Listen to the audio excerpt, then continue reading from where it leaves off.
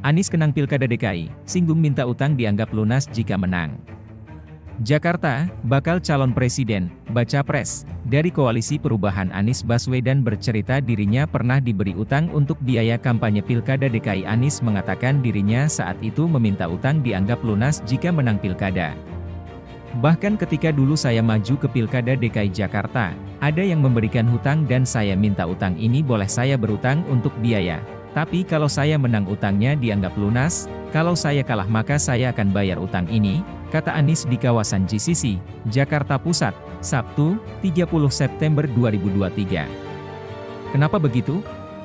Karena kalau saya kalah, saya akan bekerja di luar pemerintahan. Kalau di luar pemerintahan, saya boleh cari uang untuk menutup utang saya, sambungnya. Anies kemudian bicara soal politik balik modal di pemilu dan pilkada. Anies mengatakan biaya yang dikeluarkan saat proses pemilu harus dianggap sebagai upaya untuk suatu wilayah lebih baik, bukan utang. Bahwa itu harus dibiayai, iya, dan ketika harus dibiayai untuk apa?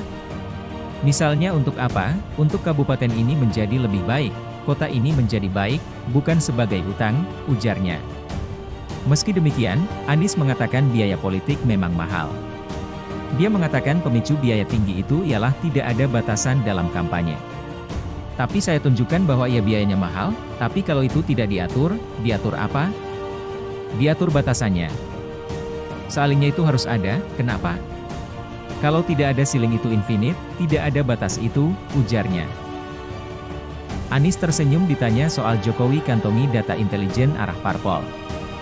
Jakarta, baca pres Anies Baswedan merespons pengakuan Presiden Joko Widodo, Jokowi memiliki data intelijen arah partai politik, parpol.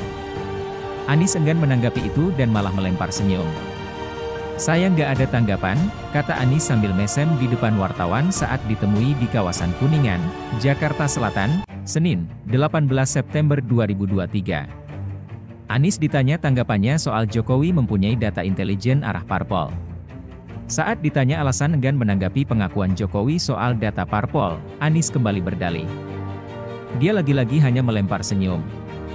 Ya nggak apa-apalah, jawabnya. Sebelumnya, Jokowi mengatakan dirinya mengetahui pergerakan semua parpol menjelang pemilu 2024. Jokowi menyebut dirinya mendapat informasi intelijen yang komplit.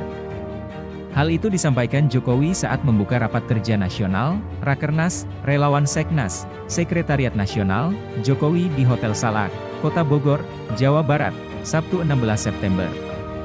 Jokowi awalnya mengatakan ingin Indonesia menjadi negara makmur. Dia mengatakan kepemimpinan nasional sangat menentukan bisa tidaknya hal itu dicapai. Tapi memang kepemimpinan itu sangat menentukan. Saya tahu dalamnya partai seperti apa saya tahu. Partai-partai seperti apa saya tahu, ingin mereka